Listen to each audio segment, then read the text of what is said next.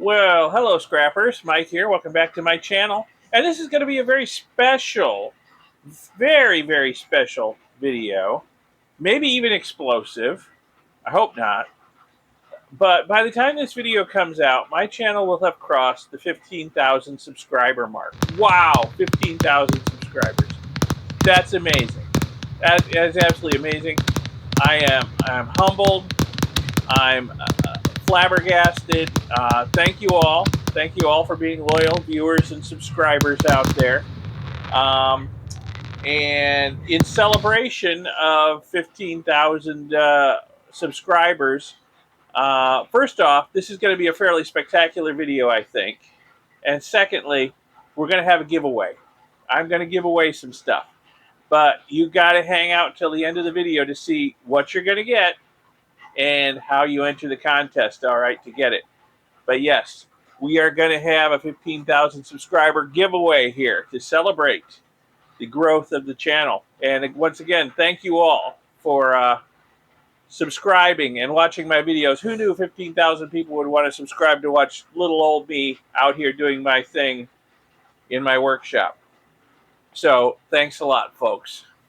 But anyway, on to today's video. What's going to be so spectacular about today's video? Well, in a recent series of videos, I've been looking at recovering tin from e-waste. And here's a nice little ingot of tin that I have poured over here with tin I have recovered from e-waste. And this is a viewer request special. You know, for the last few years, as I'm getting the gold and silver out of e-waste, I get lots of comments on the videos. Hey, gold and silver is great, but I want to get the tin too. Because the tin's valuable. It's more valuable than copper these days. How can I get the tin? So, you know, I've put some time and effort into, you know, how to get the tin out of e-waste. And I have 3 videos now. One's recovering tin from metastatic acid, and 2 others are recovering tin from solder on circuit boards. And I've come up with a method that works for me. Maybe it's not for everybody. Maybe it's not the best. I don't know, but it works for me. Basically, I soak the circuit boards in dilute muriatic acid and dissolve the tin solder off of them. And then I precipitate the solder as a tin oxide. And there's 2 different tin oxides, but I talk about all that in my last video, so you can go see that if you want. But basically, if I convert all my tin oxides to tin 4 oxide, or basically tin dioxide, I can do a thermite reaction with it by adding some aluminum flake to it in the proper proportions, and this stuff can do a thermite reaction just like iron oxide can. And the result is, well, metallic tin and slag. And almost all the tin in this ingot came from thermite reactions. So I'm getting pretty good at this thermite reaction and recovering the tin from it.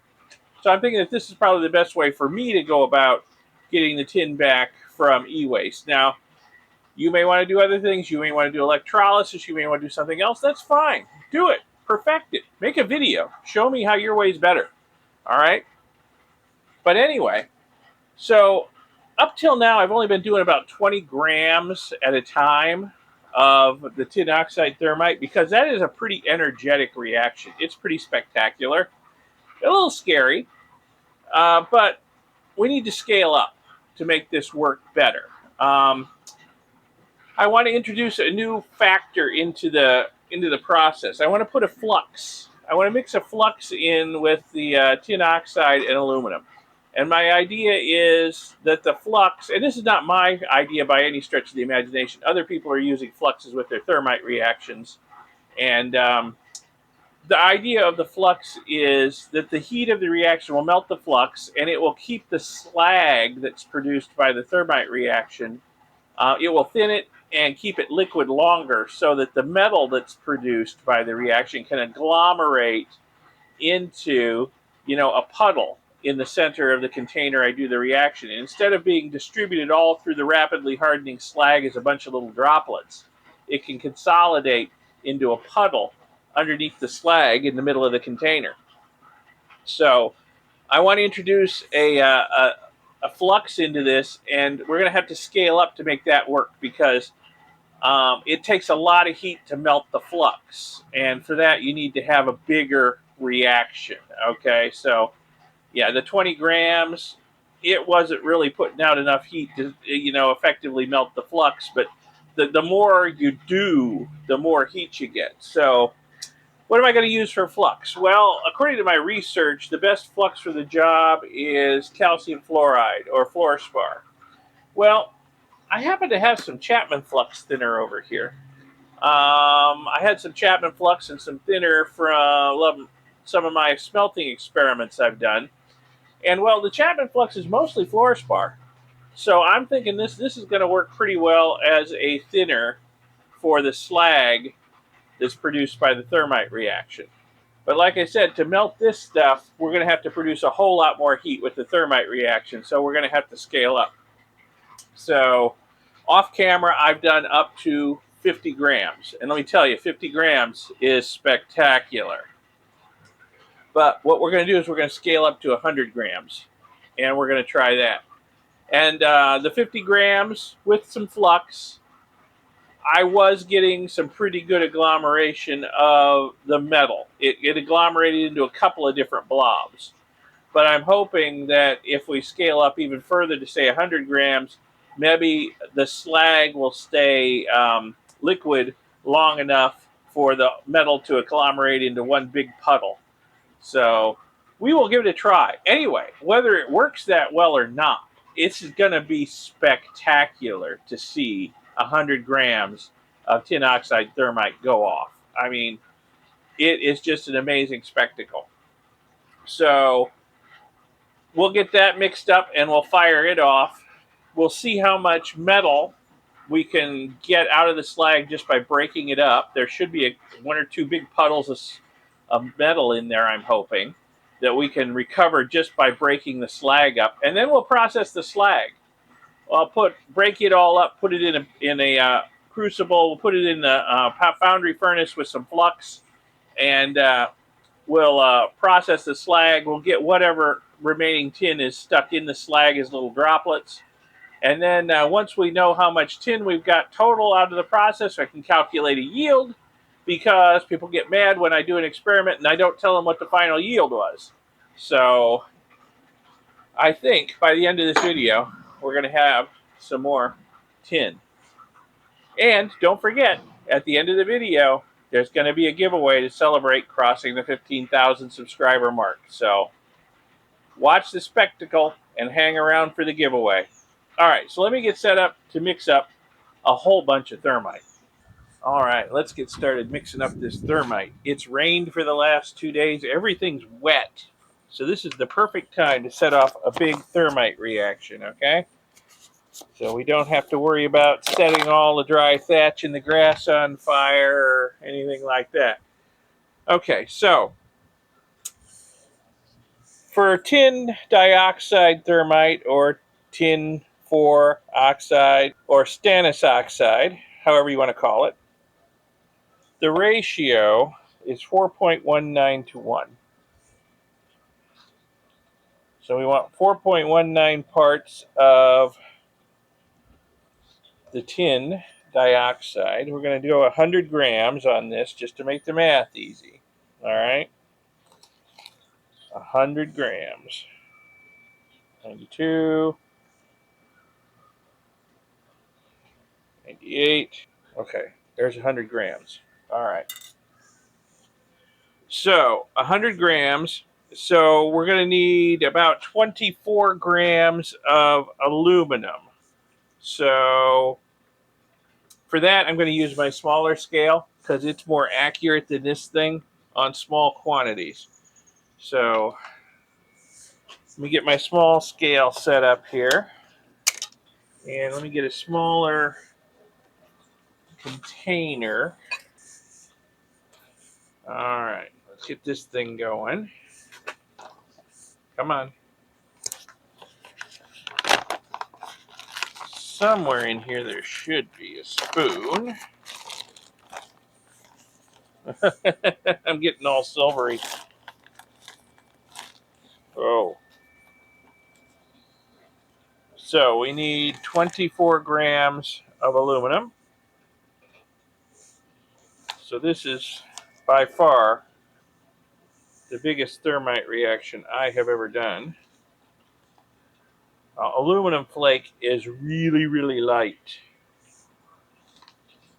It takes quite a volume of it to equal any kind of weight. And it's very flyaway. I'm trying to stay upwind so I don't breathe this stuff. Metal dust is very irritating. My grandfather was a machinist, and he had horrible psoriasis and eczema caused by constant exposure to metal dust over his career. All right, so there's 24 grams of aluminum powder. Put that in there.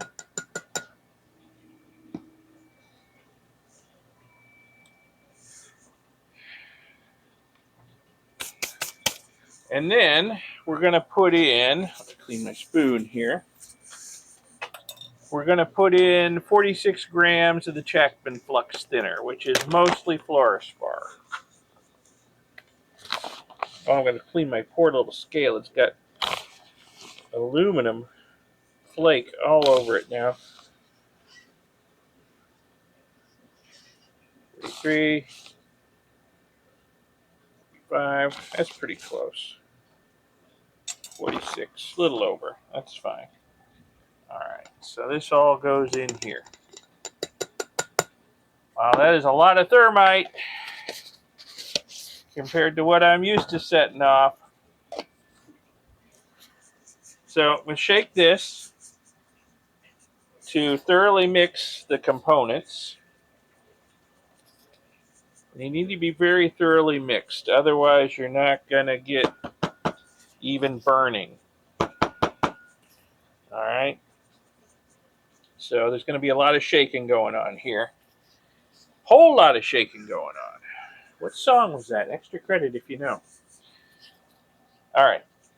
Set that aside. I'll shake it some more before we light it off. But next, what I want to do is I'm going to measure out another small portion of thermite. All right. And I'm going to put it in this container right here that says Thermite Starter on it. Because I have found from experience that adding this much flux to the thermite can make it hard to ignite. You know, I normally ignite it with a magnesium ribbon, which generally works great for igniting thermite. But when you've got this much flux mixed in it, sometimes it just doesn't work. The ribbon goes out, the thermite doesn't ignite. So we're going to make up another small portion of thermite. We're going to make up about a 10-gram batch. I'm going to pour that on top of the pile of this stuff and light that small starter mix with the magnesium ribbon. And that will start the rest of it pretty darn reliably. 3,000 degree slag and tin running down on top of the rest of the thermite will ignite it. So for this, we basically only need a tenth of what we had before. So, you know, we need 10 grams of the tin oxide and 2.4 grams of aluminum. No flux. So we get up this up to about 12.4. We are golden. There we go. Okay. There's that. So I'm going to put this into this container. And again, shake, shake, shake.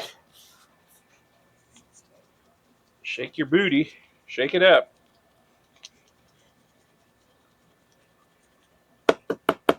And there we are. There's our two mixes. There's our thermite. And there's our starter. Now, the observant among you will note that now we have 110 grams of tin oxide here. So we'll have to take that into account when we measure our yield in the end. It's 110 grams, not 100 anymore. Okay. So let's get set up to fire this stuff off while everything is damp. out here so we don't start a grass fire or anything. All right, we need a container to hold our thermite reaction. So I have here a terracotta flower pot. I'm going to add some dry sand to it. The sand needs to be dry. You don't want to be putting 3,000 degree metal onto wet sand or you'll have a steam explosion, okay? And what I'm going to do is I'm just going to make an indentation in the center of the sand like that. So we got a bowl there in the sand to hold our thermite mix and hopefully collect our molten metal. So we're ready to go. Got our long piece of magnesium ribbon for fuse here. Got our thermite starter. Got our main charge of thermite here. So let me pour this in the center of the bowl here. Now I have tried to gauge the wind direction so that hopefully the camera won't be enveloped in the smoke and we'll be able to see what's going on when this stuff goes off. So here's our starter charge. I'm going to pour it right in the center of the main charge here in a little divot I made.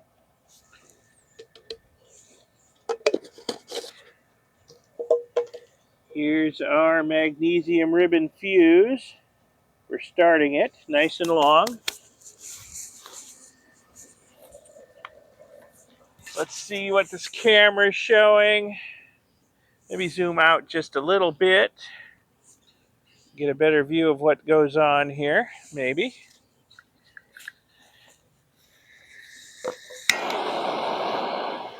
All right, so I guess we're ready. Here we go.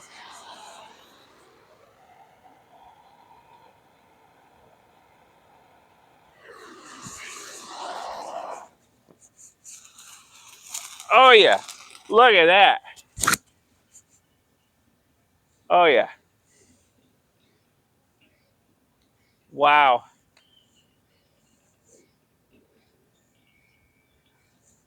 That is some hot stuff there. Let me move the camera up closer. Oh wow. I am probably 4 feet away from it, and the heat coming off of that is amazing. Wow. And it looks like we've got a nice puddle. We got a nice puddle of slag consolidated in the center. Hopefully there's some tin underneath that slag. The aluminum oxide slag hardens really quickly. It has a very high melting point. So, yeah, it hardens quickly, but the flux kept it hopefully liquid a little while longer so that the tin could run to the center of that divot I made. We'll find out. I'm not going to do anything with this for a while. It needs to cool down because the heat coming off of that, even now, is incredible. Just, oh my goodness. Yeah, I'm not getting anywhere near that right now. So we'll let that cool down for an hour or two, and then we'll start picking it apart and seeing what we've got. But I think that was pretty spectacular. Fireworks, indeed, for my 15,000 subscriber video. All right. But hopefully there's some nice tin in there we can recover too.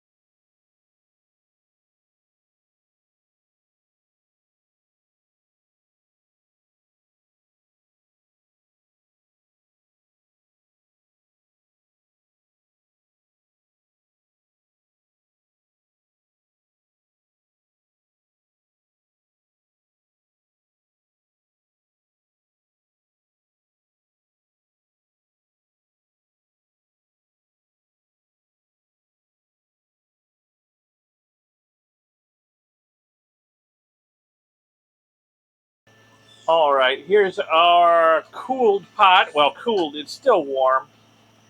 I think I can pick through it and see if I can find any tin puddles. But yeah, I'm eager to know how it went. So I got a frying pan here. I'll just throw the slag in it here as I pull it out. Oh, it's coming out one big slab. To bust it up.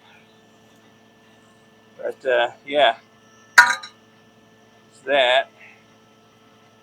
I'm going to collect as much of the slag as I can. I probably should just run this through a sieve and get the lumps out, because we will process all this slag and see if we can find as much tin as possible in it. That's pretty much all the big lumps right there. All right, let's break this stuff up and see what we can find. Tough, I'll give it that. Oh, look at that. Look at that. That is a big glob of tin right there. It's still got some slag attached to it, but that is a big glob of tin. Let me grab the slag that tried to escape here. But yeah, that looks like that worked really good. It looks like we got one decent puddle of tin in the middle of the thing. And then we've got all this slag here. We bust it up a little bit more. Yeah, I can see balls of tin in the slag. So we're going to have to process all this slag to get all of our tin. But it should be interesting to see how much tin we've got right here. Yeah, like I said, it's still got a little bit of slag on it. I'll remelt it. But let's measure it as it is and see what we've got. Well, that's cool. It worked exactly as planned. For a change, something worked exactly as planned. Look at that. We got 30 grams of tin right there. Okay. So that's an excellent start. I'll wait until we get whatever tin is out of the slag, and we'll calculate ourselves a yield. But yeah, 30 grams. That's an excellent start. Very nice. This actually worked. Sometimes I even amaze myself. Okay, I'll tell you what, let's do. Let's remelt this tin right now. And I'll throw the slag that's left in the crucible in with this stuff when we process it, so that we can get a better idea of just what we've got here. Yeah, there we go. Let me heat up this graphite mold a little bit. It's been very damp. I don't want to get hot tin in the face. So we'll heat this up a bit.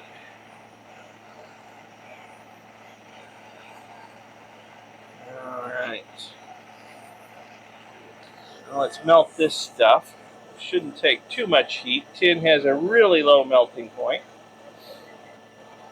This orange stuff looks to me like melted sand. Boy, this got hot. We actually melted some of the sand. That's thermite for you. It gets bloody hot. Really quick, too.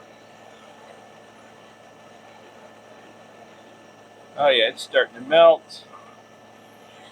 Oh, yeah, getting a puddle.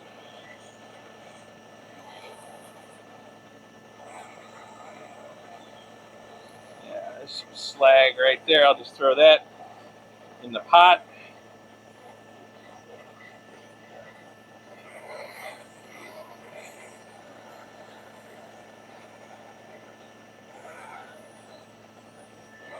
Do this a little differently, or I'm going to spread it all over the place, I'm thinking.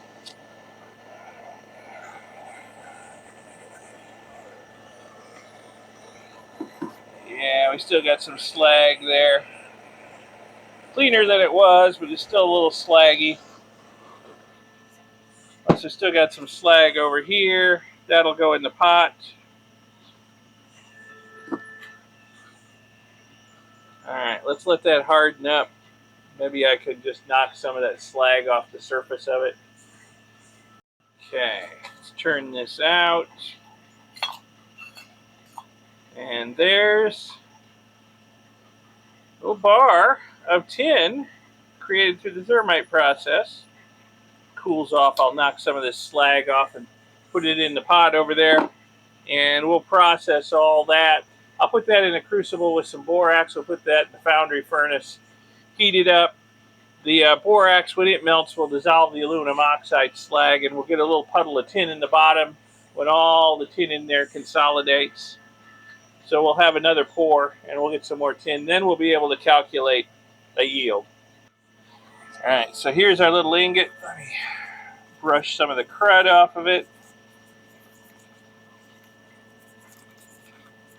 Probably want to remelt it again and make it even prettier, but I'll wait until we've got the rest of the tin out of this stuff. Yeah, I like the thermite reaction. Not only is it spectacular, but as somebody pointed out in my recent tin recovery videos, that the way the pros do this is in a reverberatory furnace at 3,000 degrees for 14 hours. Well, yeah, economies of scale kick in for them. They can afford to do that. Me, not so much. You know, a little bit of aluminum flake and a few seconds and I've got tin. All right? So that's the way I'm doing it. Let's weigh this again now that I have remelted it. All right, let's see what our tin ingot weighs now. Yeah, we lost about 3 grams, but most of that was slag. Any tin that was in it, and I can see there was a little bit of tin in it. We'll get back later. Okay, so 27.69 grams. That's a good start. Let's get this stuff processed and see how much more we can get. All right, so let's get this slag into a crucible and get it in the foundry furnace, and we will recover whatever amount of tin remains in it. I sifted the sand and got all of the lumps out of it. Those lumps would be bits of slag, which might contain some droplets of tin. And we'll get it all in here. Oh, here's our little ingot of tin so far. I'm going to put some anhydrous borax in here and use it as a flux at this stage. And some of you may be thinking to yourself, hey Mike, why didn't you just use borax as a flux for the thermite? Well, there's 2 reasons, okay? Number one, even though this is supposedly anhydrous borax, it's not totally anhydrous, and it will swell up quite a bit in the foundry furnace as it heats up due to the evolution of moisture in it.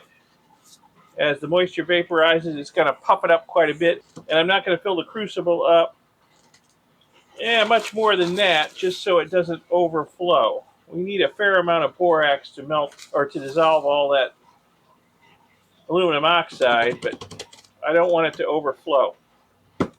So we'll stop about there. So that's reason one, because it's really not totally anhydrous, and it's going to expand a whole lot as it heats up. And if I did that with the thermite, it would just expand out of the container all over the ground, which I don't want. I want to keep the stuff contained. And secondly, the boiling point of borax is way too low. It's under 3,000 degrees. We will easily exceed that with just about any thermite reaction. Maybe a bit more. We'll live on the dangerous side here, a bit more. So we'd wind up boiling off the borax, which we don't want. The fluorspar, or calcium fluoride, has a much higher boiling point. We're not going to be boiling off much of it, even with a really energetic thermite reaction. And of course, adding the fluorspar to the thermite sort of tamps down the reaction because it steals heat from it to melt. So fluorspar is pretty much the perfect flux for use with thermite reactions. Okay, this might overflow a little bit, but I'm not too worried about it. This crucible's been through a few overflows. It's actually glued itself to a piece of fire brick down there. So let me get this in the foundry furnace, and we will get that heated up, and we'll get this stuff melting and see how much more tin we can get back. All right, let's get this stuff in the furnace and get it lit, see if we can get this reaction done before it rains. starting to look a little threatening. So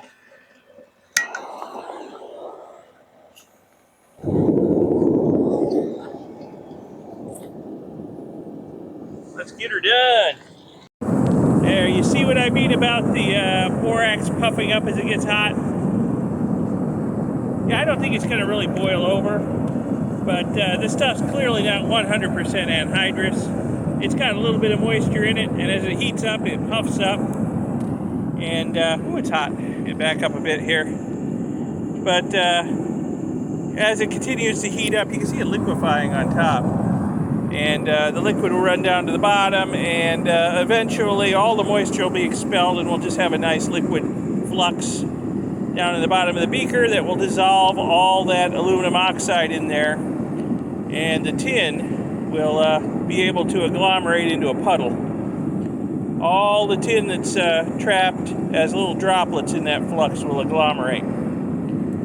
So we'll just let this continue to heat up, and maybe I'll stir it a couple of times with an iron rod, and then once we got a nice calm pool of borax in there, be ready to pour it out and get our tin back. Okay, it's, I don't know, 10 minutes later. The borax is melted down for the most part. Can you see the shiny beads of tin on the surface down there? They'll sink eventually as the borax gets a little thinner as things continue heating up. But yeah, that's tin right there. That's what we want to extract. Well, it feels pretty much like all the lumps of slag have dissolved. So I guess we're about ready to pour this. We get set up for that. Okay, let's get this poured.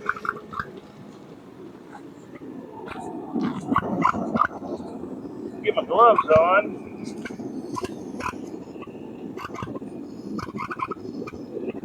Turn off the fire.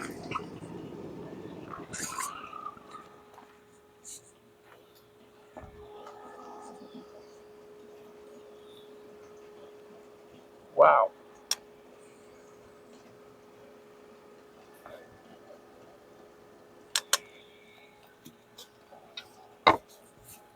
Now I'm going to pour it into some dry sand again.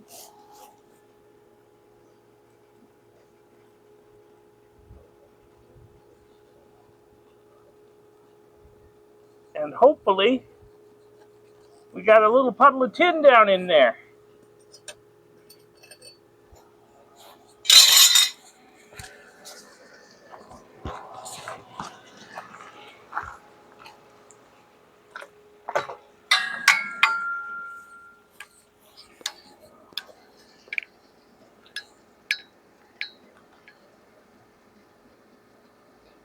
So we'll let that harden up and cool down and see what we got. We'll pull that slag out of there. It can't stick to sand. And see if we got a little puddle of tin in it that we can bust loose and add to our yield. So I'll be back when that's cooled down. Doesn't take a while. All right, let's see if we can find some tin in this stuff. Now it's been like an hour and a half, maybe even a little longer, and this is still quite warm. Sand is a really good insulator. There's kind of a knob of something right there. I'm hoping that's tin. Let's see if we can find some tin here.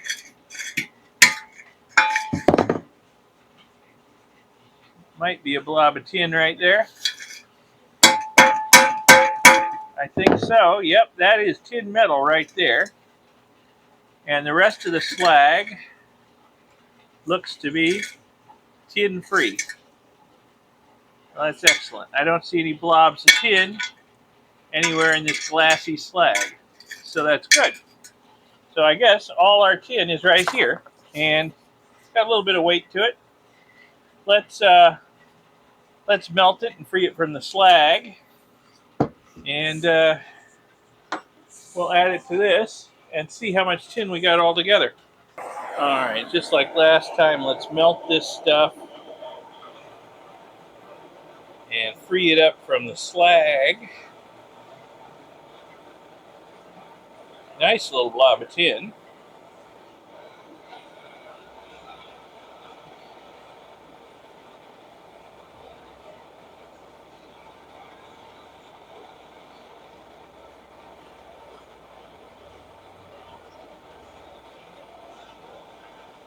There we go.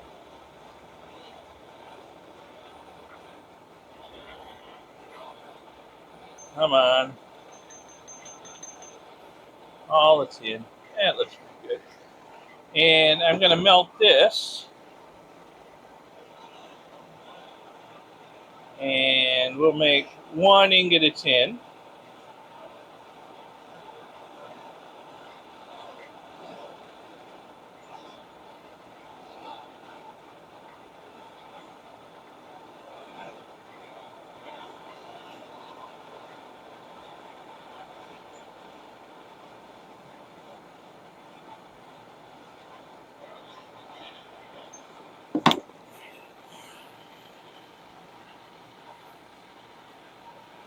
There we go.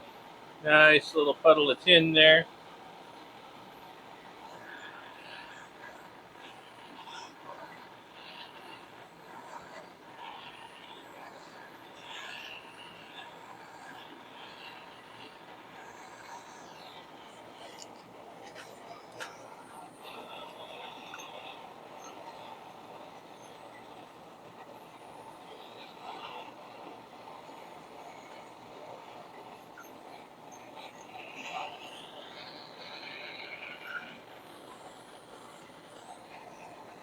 Yeah, we left a lot of the slag behind. A little bit still there. All right. All right, so we'll let that harden up. Turn it out. Weigh it. See what we got. Okay. I like how nothing sticks to graphite. Cool it down some.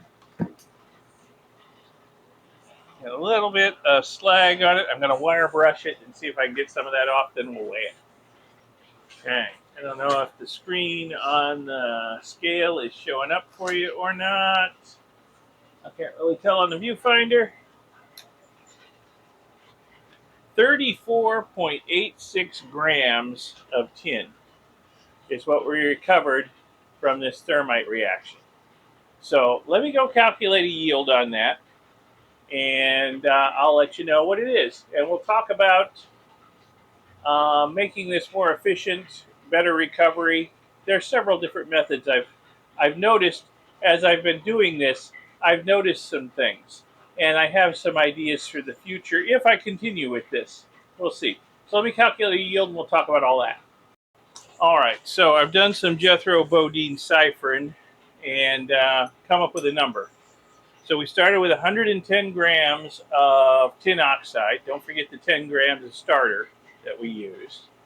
And we got 34.86 grams of tin metal. Okay. So if I did the math right, and I'm not a chemist by any means, so double check me, I'm thinking if we were going to get 100% recovery of the tin metal, we should have got about 86 and 2/3 grams of tin out of this. We didn't get 100%. We got 34.86 grams, which, according to my math, gives us a yield of about 40.2%. And you're probably thinking to yourself, 40.2%, wow, that's terrible, Mike. Well, yeah, it's not great, but it was darn easy to get it. So, easy equals some losses, okay? Now, I have noticed, though, as I have done larger and larger amounts of thermite, I started with like 10 grams, I went up 20 grams, 50 grams, now 100 grams.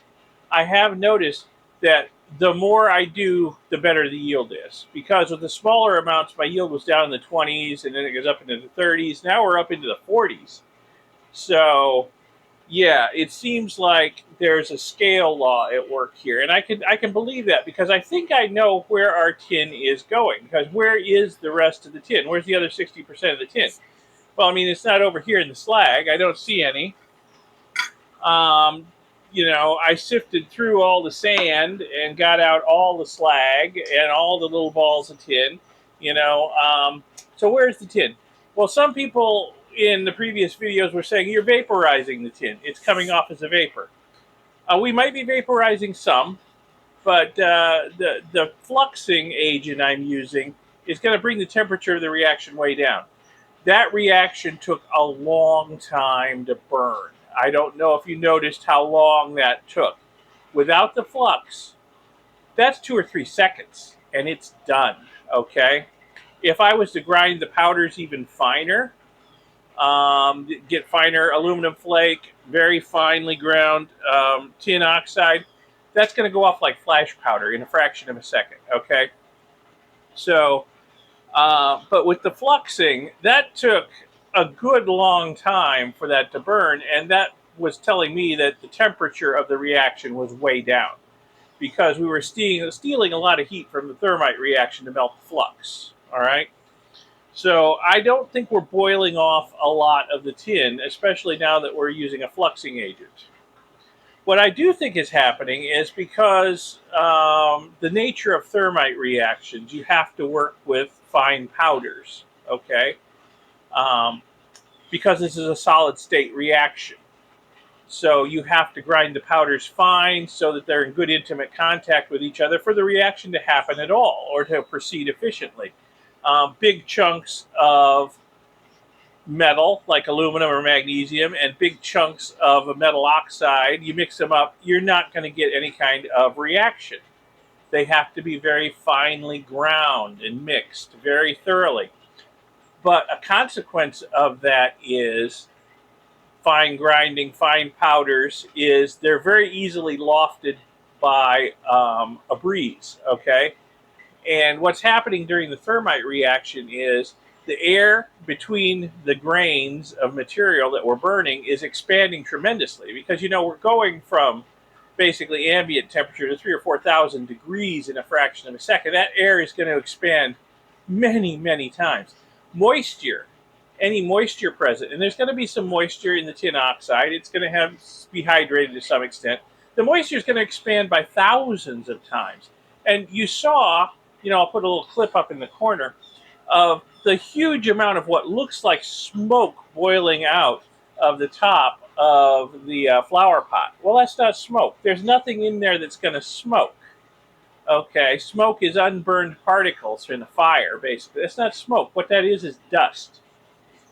Now, that dust is probably some of the tin oxide being wafted away before it has a chance to burn, simply because the air and the moisture in the mixture there has expanded to such an extent that it's blowing it up out of the reaction vessel, the flower pot.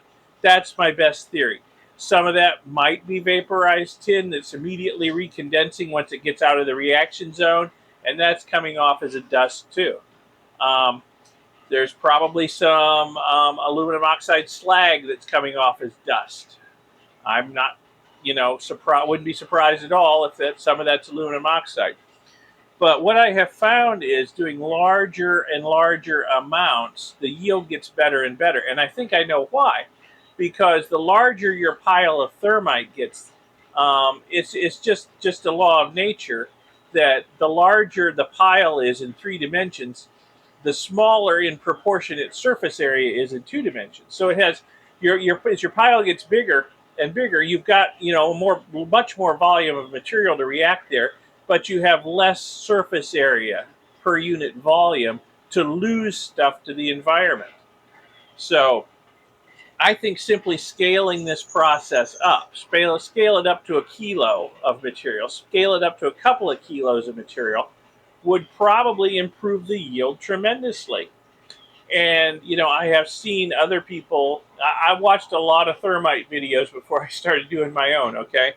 And I have seen other people do large quantities of thermite and calculate the yields of the metal they get at the end. And yeah, the larger the quantities, it seems like they get closer and closer and closer to 100%. They'll never get there, but they get closer and closer and closer. No reaction generally is going to get you 100% yield. There's always going to be some losses. And I also thought about, um, maybe covering this with something, not covering it so to the point where it'll go off like a bomb, but maybe just a terracotta, um, like water bowl for under one of these, just to cover it with a big hole to let the gas pressure out. But that would focus the heat inwards, and I think if we focus the heat inwards, we could maybe add more flux, and more flux would probably help. But if you add more flux in an open air pile, it gets very hard to ignite and it just doesn't burn well. But if we, put it inside a semi-closed container where the heat will be held inside and reflected back into the reaction area, I think it could burn efficiently with a lot more flux in it. That would bring the actual temperature down a little bit, and maybe we would have less of a loss that way too. So, ideas for the future. If I decide to continue doing this, I really need to get back to processing my gold and silver stuff. But it's been fun. It's been educational. I've learned a lot. I hope you folks have learned a little bit. And certainly, I've got a fair amount of tin now that I didn't have before that came off of my circuit boards, my depopulated circuit boards. And it was all in the learning. Now it's simple. I can precipitate tin, in no time, convert it to tin 4 oxide, and do a thermite reaction on it, and get a bar of tin in no time. So I've condensed months of R&D into 3 videos, basically, of less than an hour each, that show you folks how I've done this. And yeah, it's gotten easy. Okay, I think we've talked enough about this. We've seen enough fireworks. If you folks are still hanging around, it's probably to find out what you can win in this contest and how you got to enter. So, without further ado, let's move on to that. So, I'm sure you're all just dying to know what the prize is. If you've stuck around this long, maybe you've just stuck around to see what the prize is so you can enter the contest. But hey, I appreciate you sticking around. So, what the prize is one of my mystery boxes of electronic components, sort of an e-waste refining starter kit, 10 plus pounds of electronic components, boards, whatnot. Every single thing in here has gold and or silver on it, and or PGMs. All right. I mean, there's a lot of computer expansion boards in here still with the fingers on them. There's some LED panels in here. LEDs have a lot of silver in them, plus a little whisker of gold. I mean, it goes on and on. Somewhere down in here, there's some RAM sticks. There's some RAM sticks. And it's 10 plus pounds of it. All right. So that's what you're getting. All right. But wait, there's more. But that's not all. I'm also going to throw in this ingot of copper that I poured a while back, well, quite a while back now, in one of my copper ingot pouring videos, where I purified the cement copper that comes out of my waste bucket and poured some really nice looking ingots. So there's one, 564 grams.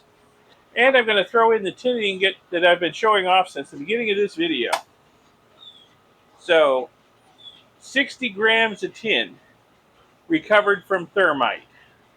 So you're going to get all this plus the box of electronic components that all have gold and silver on them. So there you go. You're going to get this, plus you're going to get that, plus you're going to get that. All right?